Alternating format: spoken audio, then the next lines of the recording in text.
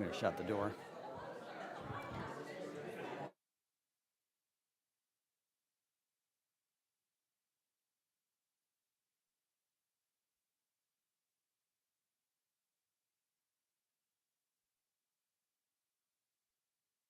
Morning, everyone. Thank you for turning out to the beginning of the fall program year adult forum. We're glad to have you here for a third time's a charm, the story of the founding of Virginia Seminary. Before I forget, right at the outset, I need to thank my colleague Elise Vigiano for the visual presentation today. I've provided the words, she provided the image and technology, which is terrific. So thank you, Elise. I thought I'd begin with the seminary prayer and listen to the words of the seminary prayer as I pray it this day, and know that it's our prayer as well. The Lord be with you. Also with you. Let us pray. O God, you have committed to your servants the ministry of reconciliation, and you have guided our forebears to found the Virginia Theological Seminary. Watch over us, we pray, in the years to come, that you have guided us in the past, you have guided us, and as you have guided us in the past, keep our leaders alert to the voice of your Spirit, that we cling only to such things as are good in the past and press forward with courage to the new service of the future.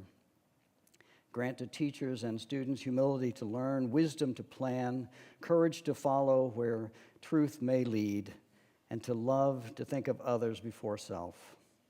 So dwell in our homes that we may reflect the Spirit of the Father, for whom every family is named. Bind us all into a holy fellowship. Make all our worship, work, and play witness faithfully to you, so that the seminary may be a center from which light and life and love shall radiate to the four corners of the earth, through Jesus Christ our Lord. Amen. One of the things I love about this prayer, I'm sorry it's such a tongue twister, I should have practiced before praying it today.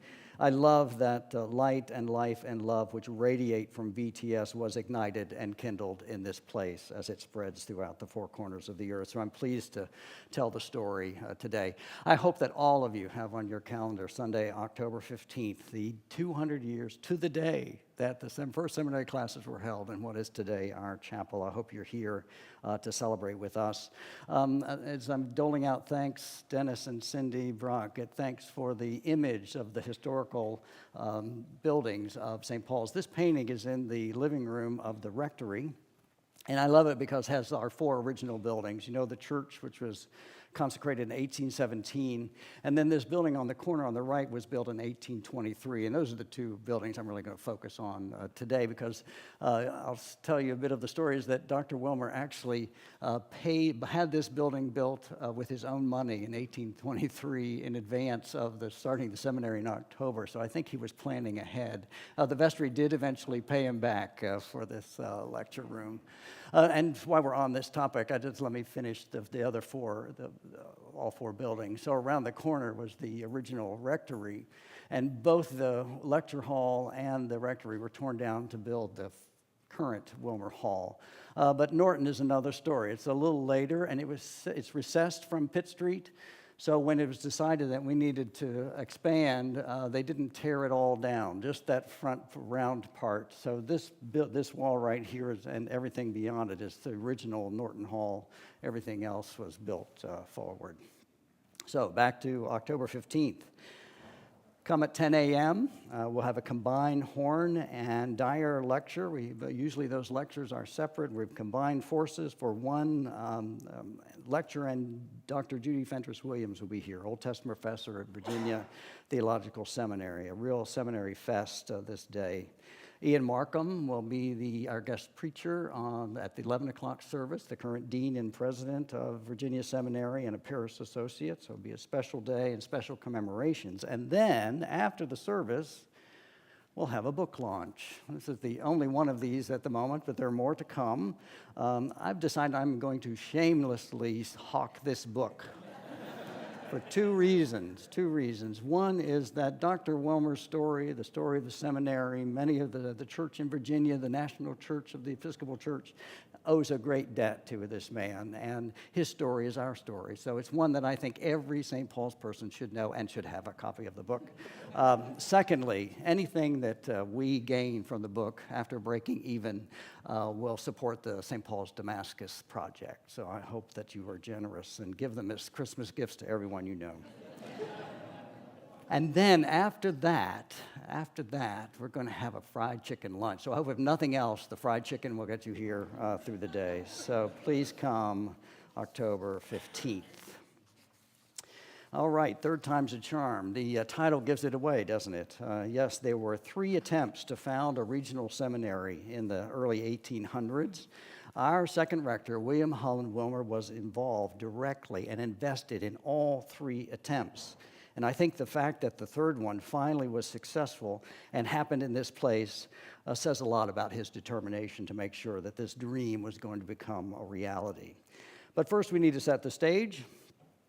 The year I'm starting is 1811. I picked that year because I think it is the low point of the church in Virginia. So in colonial Virginia, the established church was simply known as the church. Sometimes called the Church of England, rarely, if ever, called the Anglican Church, and certainly not the Episcopal Church. It became the Episcopal Church after independence when we desperately needed a new name, and I'll say a little bit more about that. So we were called the church even as other Christian denominations were growing in Virginia. So you can see how some resentment might have gotten picked up very early in our life. So, 1811, the starting point, a low ebb for the Church of Virginia. This is the first bishop of Virginia, James Madison.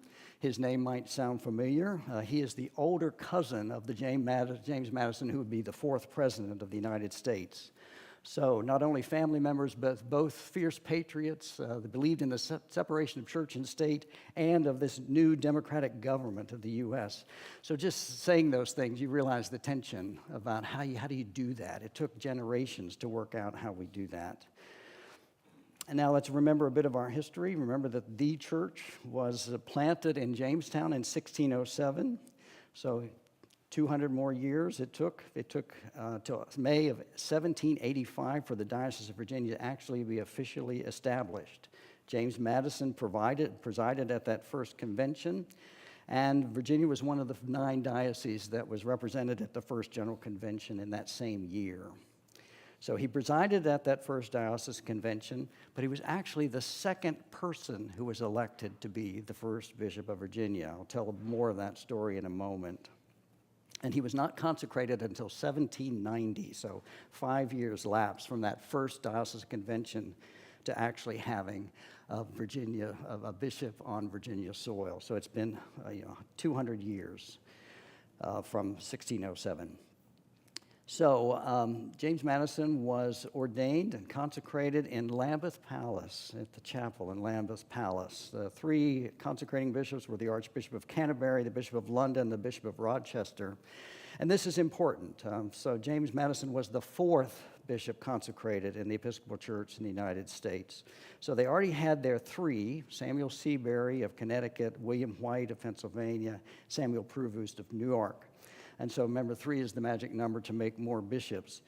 But James Madison's consecration is significant because remember that Samuel Seabury had to cut a deal to get consecrated. He got consecrated in the Scottish line of the church, and we had to agree to use the Scottish liturgy. So when James Madison was consecrated, then the English bishops were assured that all of the American bishops would be of the English line, not the Scottish line. So we had 3 English bishops at that point.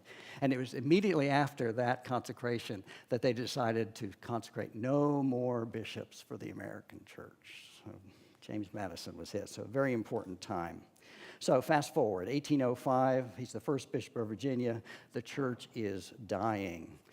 James Madison, he ceased to function as the Bishop of Virginia. He didn't resign. He just stopped functioning as the Bishop of Virginia. No diocesan conventions were held between 1805 and 1812.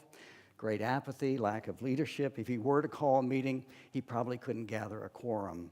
very dark days for the church in Virginia.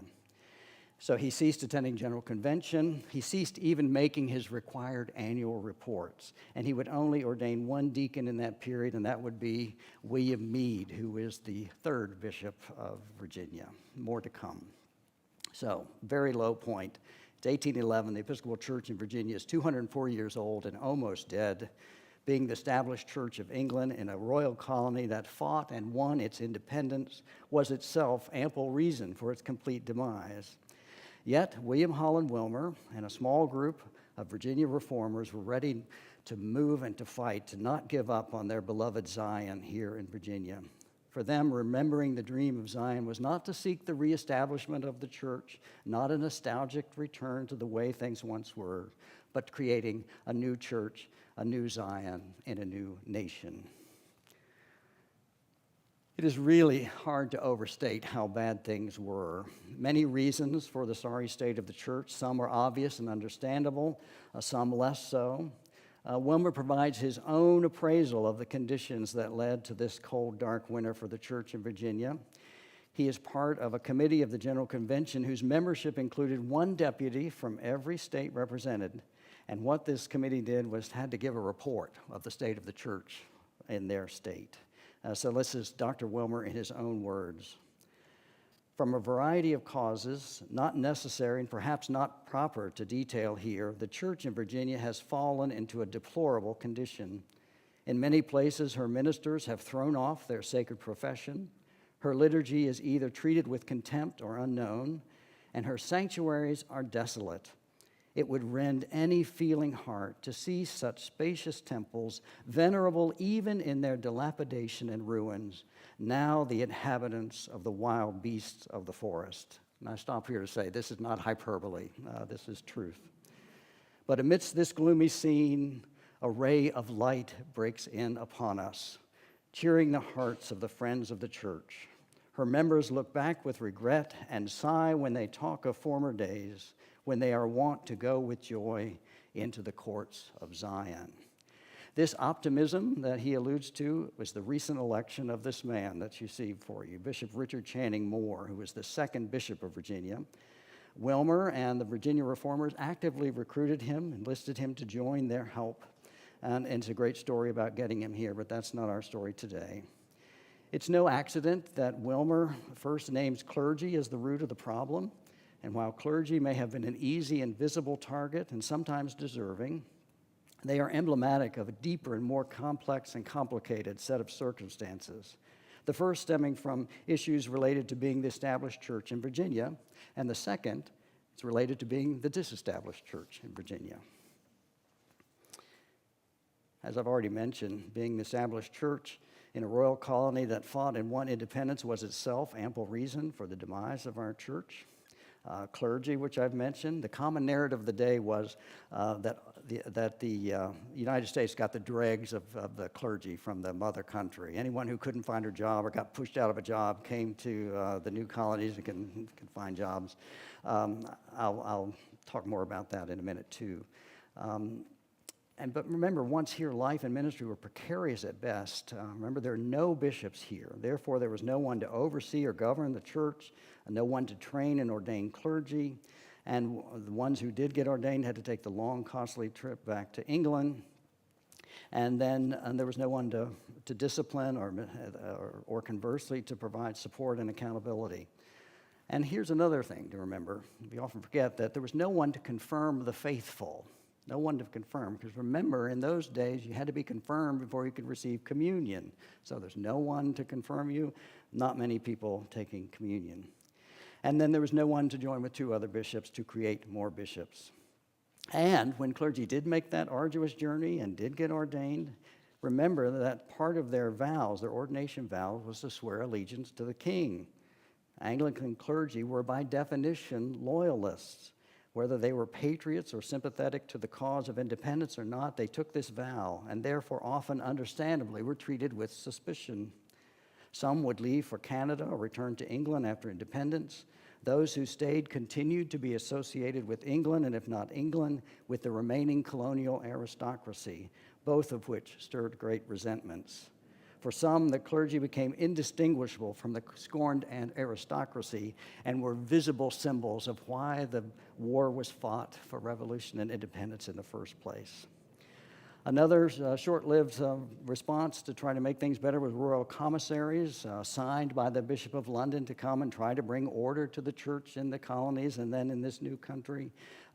They did not have authority. There was resistance by clergy, vestries, and even royal governors. In the end, this failed. It just simply didn't work. Then there was the vestry system. It's a mixed blessing.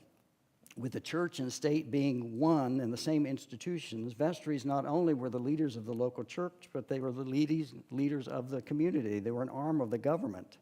They leveled and collected taxes, which, among other things, supported the church in which all citizens were technically members. They settled grievances. They served as the local social service agency, looking after the poor and dispossessed. Vestries consisted of 12 members, all male, all white, and almost always wealthy. Parish vestries also became self-perpetuating, consolidating a great deal of power and authority in the hands of just a few members of the local aristocracy. So running contrary to revolutionary ideals and also attracting a great deal of resentment.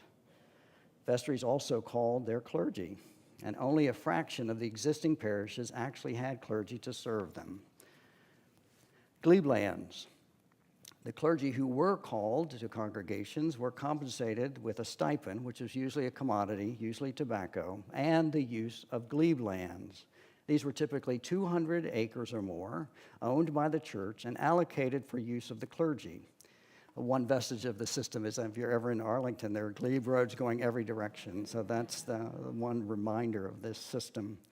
Clergy could either farm the land themselves, lease it to someone else, and many of them established schools to serve as another means of financial support.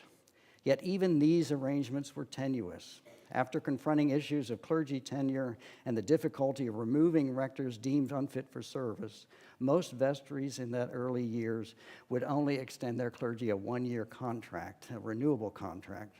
This practice helped alleviate the concern about clergy tenure, but had a chilling effect on the clergy. To remain in your good graces of your vestry was important. You would lose everything, even no matter how truthful it was or how faithful to the gospel. Another issue, the Methodists and other denominations. So the problems vexing the established church were many and varied, internal and external, some self-inflicted, some coerced, some within the church's control, some beyond its control. The rise of anti-English sentiment included the English church. There was the increasingly unpopular vestry system, and the aristocracy and the planter class were reviled in this time. So, at the same time, other Protestant denominations, those without the burdens and stigma of colonial repression, began to take life and to thrive. These denominations were fueled by the Second Great Awakening. Just a quick review. The First Great Awakening started in England in the 1700s, swept across Europe, made its way to the colonies, usually north in New England. The Second Great Awakening, dated later in the 1700s into the early 1800s, came through Middle and South and then went west. These new denominations engaged people's emotions. They offered freer forms of worship and had governance structures that were much more appealing to our increasingly democratically minded populace. And chief among these was the newly independent Methodist Church. Now remember, until 1784, this denomination, this reform movement, was within the established church. After decades of an uneasy coexistence and attempts to change the church from within, the leaders of the Methodist movement finally gave up and decided to break with the Anglican Church, and that happened in America. It was determined that this denomination would not require apostolic bishops to fulfill their mission, so they began ordaining their own clergy and forming their own separate congregations. Now, that's well and good, but remember that these Methodists were often the most faithful members of the established church. So after they left, it was a huge blow to the church. Rise of deism. Couple all this with the popularity of deism, a perfect storm was brewing, popularized by leading citizens such as Thomas Jefferson.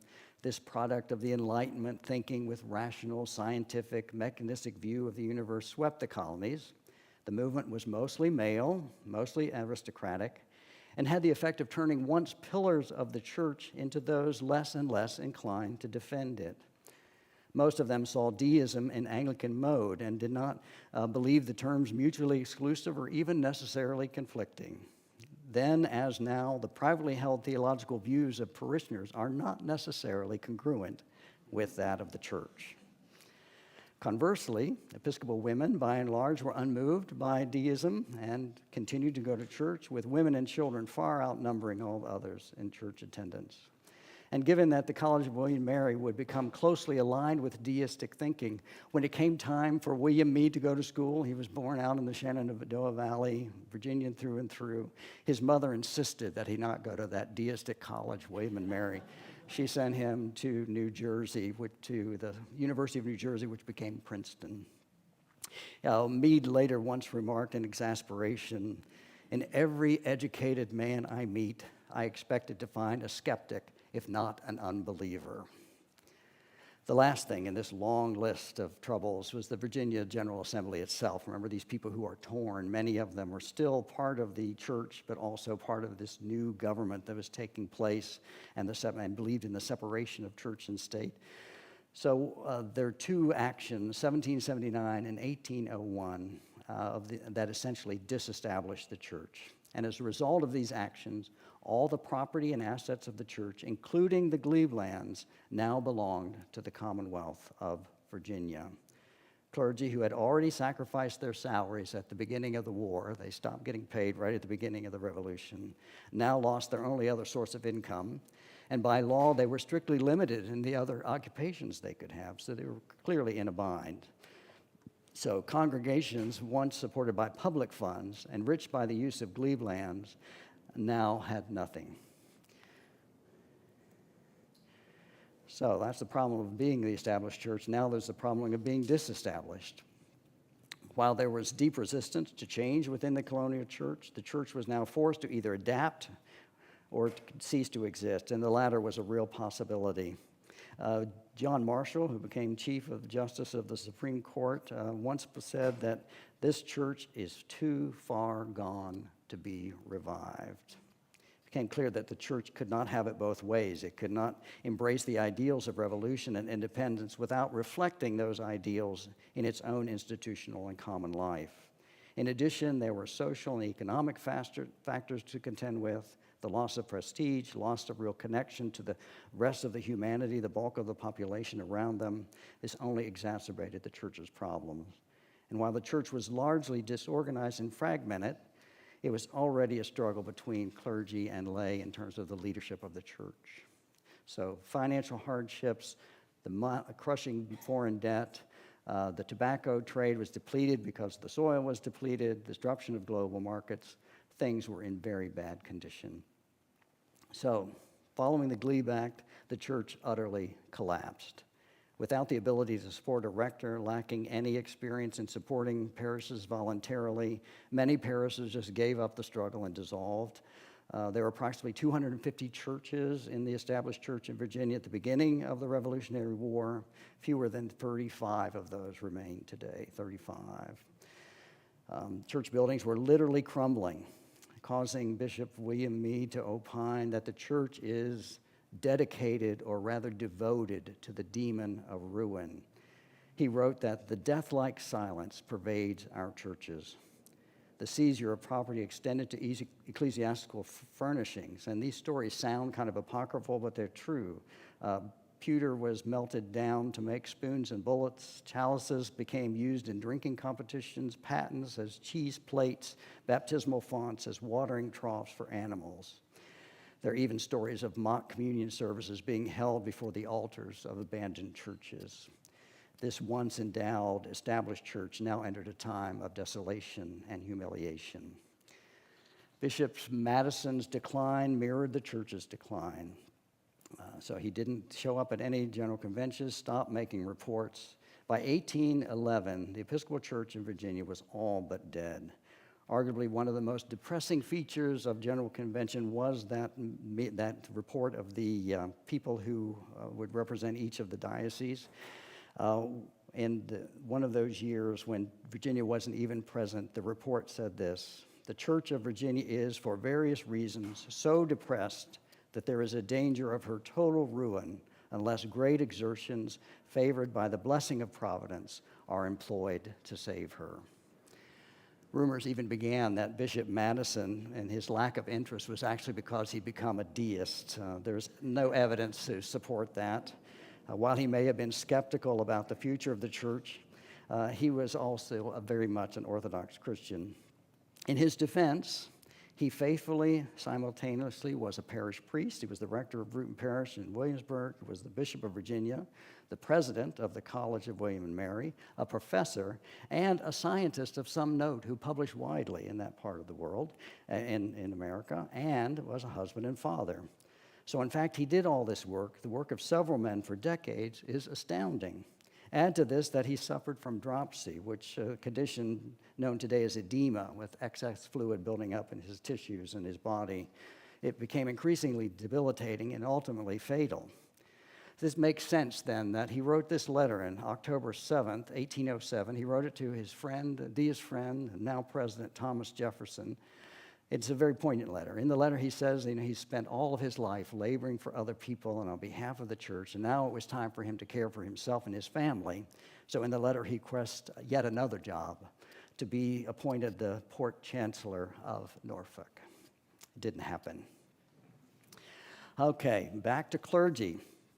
While Wilmer and Meade and a chorus of others over the generations have pointed to clergy as the major contributors of the demise of the established church, the truth is much more nuanced.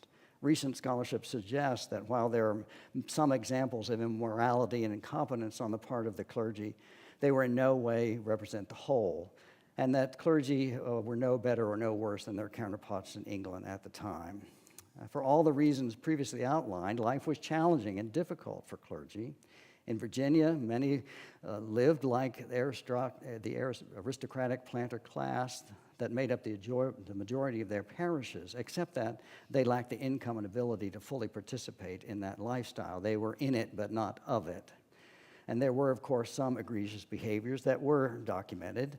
One rector in the Tidewater, Virginia, declared himself an atheist from the pulpit, solicited women for sex, ran up a large bill in taverns and refused to pay them, and ran down the main street of his town naked. While today these actions might be viewed as signs of complicated mental illness, his contemporaries simply said he was immoral. And contrary to prevailing opinions, neither disestablishment nor the clergy's Tory sympathies played a significant role in the collapse of the church. The vast majority of clergy were patriots, performed credibly and faithfully, serving multiple congregations.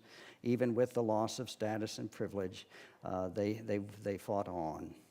And yet, in spite of all this, the ravages of war, loss of identity, seizure of property, the rise of dissenting groups, the Episcopal Church, as it is now calling itself, continued to function. Worshiping communities still met throughout the Commonwealth, some clergy with clergy, some with lay leaders. Any literate person with a prayer book could lead family prayers, read the burial office, or teach the catechism. Women had long taken this kind of leadership in their households, and there was no reason to presume that they stopped. It is clear that the mission of the church continued and that both clergy and lay people together played a role in making it so. And then there are bishops. Can't live with them, can't live without them. That's the mantra of this early church in Virginia trying to organize itself. They had an uncharted and difficult path in Virginia. For practical reasons alone, bishops were required in order for the church to function. We needed them. Dissenters in Virginia, such as the Baptists and Presbyterians, were becoming increasingly vocal and potent in their political force, and they opposed bishops on theological grounds. Anglican patriots were at best ambiguous. They treasured the freedom of a church without episcopal control. They were also eager to avoid the replication of the English system. For instance, in England, bishops serve on the House of Lords. A case in point is the man you see on the screen. That's David Griffith. He was the beloved rector of Christ Church, Fairfax Parish. He was the surgeon in the Continental Army, a friend of George Washington, and a true patriot, also a lover of the church, became ordained priest in the church. He represented Virginia at that first General Convention. He helped gather the church to organize itself here in Virginia, and he was elected the first bishop of Virginia. Aside from the myriad complicating factors, there were also this general apprehension about the role of a bishop. Virginians understood the need, but essentially saw the role as a parish priest with a few extra duties. Most early bishops would, in fact, earn their salary by being rectors of parishes, in addition to serving a diocese. When it came to bishops, most believed that the less power they were given, the better. And given the distrust of England, they were anxious to downplay any connection to the Mother Church. In the end, rather, there was no interest and no funds raised. Griffith was not consecrated, and he subsequently resigned his election. So even when bishops were secured, progress was slow and halting. By the end of 1790, there were 4 bishops we've already named: Samuel Seabury, William White, Samuel Provoost, and James Madison. 20 years later, there are only 6. Public opinion never favored bishops, especially in the South. Their positions were insecure. They were wise to tread lightly and refrain from any bold exercise of ecclesiastical authority. Perhaps they were ambivalent even about the role themselves. There is little wonder that Virginia's second bishop, Richard Channing More, always used the diocesan convention as a way to persuade and convince people how important the role would be. He would review all the visits he made, all the baptisms, all the confirmations, all the ordinations over which he presided, and explain how the structure and order of the office provided the church with the strength and health and vitality that it needed. Given all this, what could be done? What do you do? How do you bring the church back to life? This sets the scene for Wilmer and his fellow reformers to enter this desolate church that was now forced to reinvent itself. It was Wilmer who set the theme for the restoration of Zion as the foundational hope and biblical model for this movement. It's interesting that Bishop Madison, in every one of his addresses to convention after he was elected, was kind of like a Zion report, an update of Zion. He always mentioned the image of Zion, which came from Wilmer. So, who are these reformers? We should meet them. Tools for renewal. They're the reformers. I'm going to start with Meade. We've already talked a bit about him. Fascinating character. He, of the 4, lived the longest. He had a very long life. So not only would he have sketches and paintings and silhouettes, we even have photographs of William Meade. He's from Shenandoah Valley near Winchester. At one point in time was the rector of the church in Winchester and the rector of Christ Church, Alexandria. So can you imagine that in those days? 75 miles, I think, going back and forth. So he is the prime mover, really, in getting these reformers together. He actively recruited William Holland Wilmer. This is all we have. No paintings, no sketches, no photographs, the silhouette. This silhouette is at the museum in William and Mary. They've given us permission to use it in the book, and ours is a copy here of William Holland Wilmer. He's recruited from Maryland. He grew up in Chestertown, a staunch evangelical, and so when Meade and he met, Meade was very clear he had to get him to Virginia to help with this work.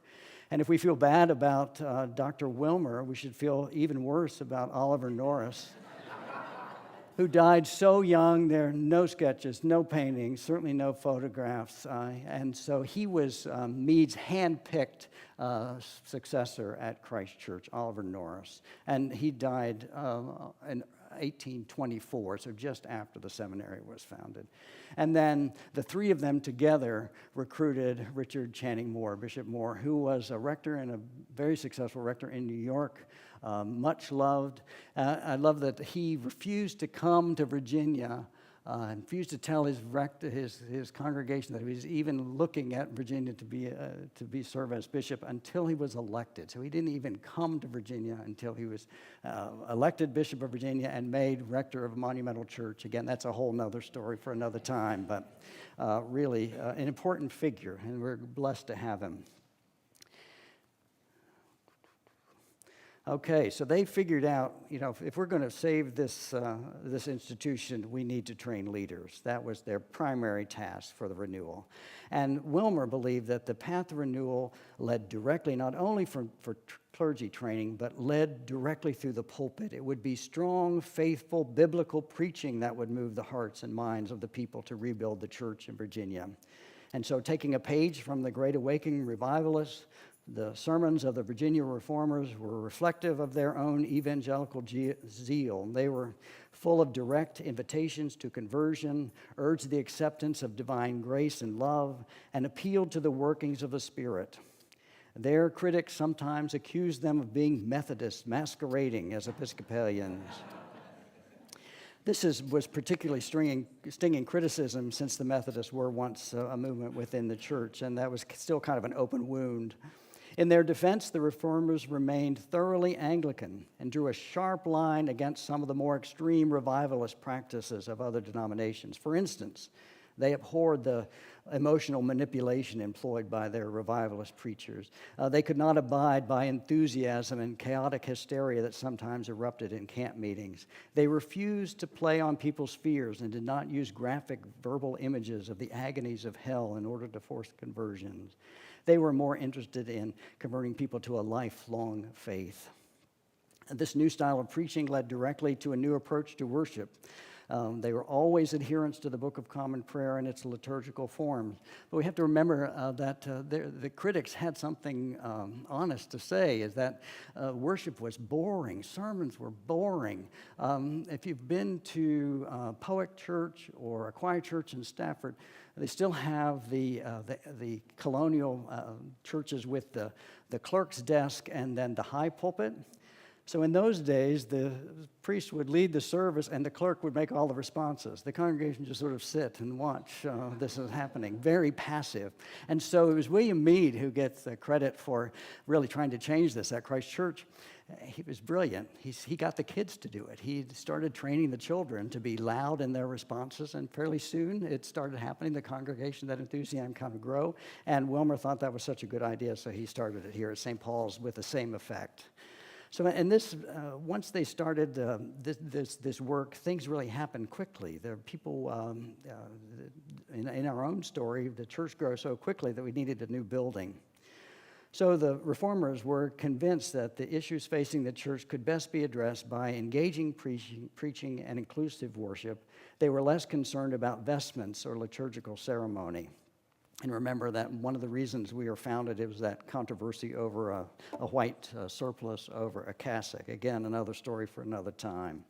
The reformers weren't all caught up on vestments. They left that to every Virginia cleric to decide. And one of the rural missionaries was asked about what he wore to celebrate in rural parishes. He responded that given those muddy roads, he often officiated in an overcoat and leggings.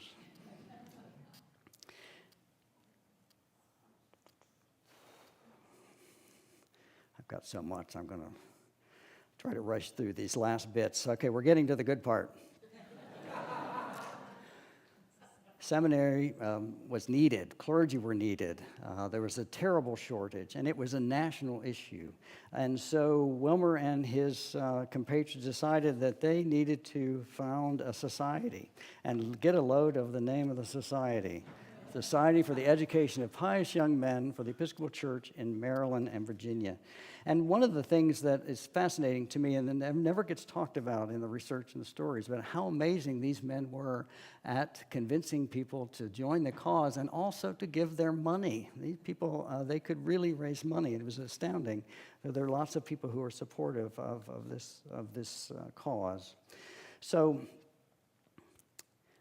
the need for clergy was not just a local issue, it was a national issue. The young church reflected many of the same concerns that were felt by the nation. Both were still in its infancy, needed to grow and adapt quickly to the changing circumstances. Independence meant living to learn self-sufficiently, as well as the necessity of building an independent, mutual, beneficial, common life to build a national church. Many local churches were in ruins and were now relying on their own sources of funding. There were no longer any tax revenues, no grants from England, and no glebe lands. Just as an aside, many know that Trinity Wall Street is one of the most wealthy church, probably the wealthiest congregation in the world. Guess why? In New York, they didn't have to give up their glebe lands. 200 acres of lower Manhattan. That's pretty amazing real estate. So, okay, so there were 107 parishes in Virginia at the time of the conclusion of the Revolutionary War. At the time of Bishop Moore's election, there were 17 clergy. It was clear that the church could not be revived without a large supply of faithful, devoted, well-qualified ministers. And without the supply of native clergy, Virginia Episcopalians often got their clergy elsewhere. I'll race through this story, but essentially they went everywhere. They went to General Convention. They put articles in periodicals. They landed on the idea of going north to these colleges and recruiting people to be tutors, to come to the South and be tutors, and therefore sort of enter this pipeline. There was, at one point in time, so many clergy coming from the north that most of them had degrees from Brown, Middlebury, Columbia, and Princeton, far outnumbered the William and Mary graduates in Virginia. And so one of the unintended consequences of this process was that the non-Virginia clergy often came from Presbyterian and Congregationalist backgrounds, therefore Calvinist backgrounds. So there was this blend of the old traditions of the colonial church, new teachings of the Virginia reformers, the influence of Calvinism helped to produce the culture of this new Virginia church. All realized, however, that this was a temporary solution, not a long-term solution. They needed a local seminary. So, up until this time, clergy were trained by a tutor. All four of the reformers were trained by tutors, but they knew that that was an inefficient process. So, the National Church decided we needed a national seminary. I'll race through this. It was to be in New York. It was called the General Seminary. Thing to remember is that Bishop Hobart, the Bishop of New York, was opposed to it. He was more interested in a diocesan seminary and not a general seminary in his backyard, in his diocese.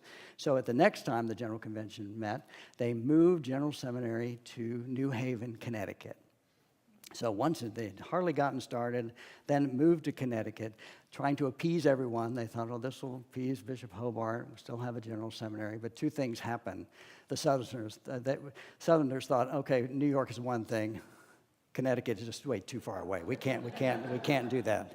And then, so that once they decided to move the seminary, they also said, okay, we just won't have one seminary for the whole church. You can have regional seminaries. And that was all William Holland Wilmer needed to hear. So he was off and running. So that was this great compromise. So this education society that these four reformers built, they gathered for their first meeting in 1818. They met in St. John's Church in Georgetown. They ratified a constitution. The distinguished presbyter from Virginia, the president of the House of Deputies, William Holland Wilmer, was elected its president, and he remained so until he would leave for Williamsburg in 1826. Now, he had strained loyalties here. He's the president of the House of Deputies. He was on the board of the General Seminary. He was charged with raising money, mostly from the southern churches, to support this seminary. And so it put he and Bishop Moore in a very tenuous position. From their perspective, Moore was better. We thought, yes, we need this national one. We need these regional ones, and they would support them both. It was a fine line that they were walking. But Wilmer also knew that when the time came to raise money, he could raise it faster for a local seminary than supporting one way up in New Haven, Connecticut. So that's where we are. And now we're at the first attempt. So the floodgates are open now. It's okay to begin talking about a regional seminary. This Episcopal Education Society, which now is called the Education Society, was ready to do its work. They'd raised money, and so it was time for the first attempt. So that happened in 1822, and with a partnership with the Diocese of Maryland. This is Bishop Kemp of Maryland, who was One thing we haven't talked about today was this growing tension between evangelicals and high church people. Bishop Kemp was a high church person. He was skeptical of these low church evangelicals, but needed to know that we needed a seminary, so he put his weight behind this. And this was a great opportunity for them to have this seminary. They hired Dr. Wilmer to be the first professor. They had students, they had money, and at the last minute, Bishop Kemp lost his nerve. He pulled out. And so he was infuriated. Bishop Moore was angry. And so they decided that, okay, what do we do next? And the next thing was to try again in a different location, go back to William and Mary. Part of the original mission of William and Mary was to be a seminary to train preachers of the gospel and to train, convert essentially indigenous young men. So both of those missions had fallen away, but the Diocese of Virginia decided, let's give it one more try. Let's start a seminary in Williamsburg. The Diocesan Convention agreed. They raised $10,000, hired Rule Keith, who was from Andover, from Vermont, to be a teacher. So he would come in 1822 to Williamsburg, be the rector of Bruton Parish, and start this school. And within a year, he had one student. It was a complete failure. So they decided, okay, this isn't going to work either. So fast forward then to try number 3. Third time is a charm. That gets us here to Alexandria.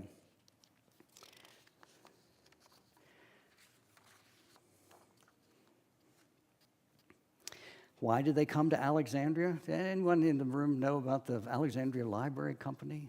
It was founded in 1794. It still exists. It was before there were public libraries. George Washington was the first donors of a book. And so we had a library. That was one thing that was really good to have a seminary here. We had local lodging in the neighborhood at a reasonable cost. We were in close proximity to Washington, the new capital. There was adequate supervision for these young pious youth here in Alexandria. And nowhere south of Philadelphia is an Episcopal interest so concentrated than in Alexandria. So they decided, why not do it here? It happened so quickly that on October 15th, even though Rule Keith was again going to be he'd gone back to Vermont and was going to be called back to come and start with this seminary here, they decided to push on. Dr. Wilmer had met that first class on October 15th, 14 of those pious young men in our chapel, and it would take several months for Rule Keith to get here and really get started. Things happened very quickly. They grew from 14 to 23 within a year, needed a new space, and they went to the corner of King and Washington. It used to be the Banana Republic. I don't know what's there. There was a building there that could not only house students but have places for classes. So that really worked, and others boarded in the neighborhood. That became so small that they needed to think. And they were also, I wish I could find the quote, they were concerned about the distraction of urban life on these young folks. So Dr. Wilmer was on the committee that's founded and found the site of the new seminary out on Seminary Road and Janney's Lane. But he didn't live to see it go there. So he was on the committee but did not see it to go there. And so the seminary was founded right here at St. Paul's, and I'm gone way over. Let me just conclude by saying, with the creation of the Virginia Theological Seminary, it required the efforts of many, many people working together. But it is also true that our William Holland Wilmer is rightly accounted as the chief prime mover, a universal agreement that there's one person moving the spirit of founding the seminary. It was William Holland Wilmer. And as they say, the rest is history.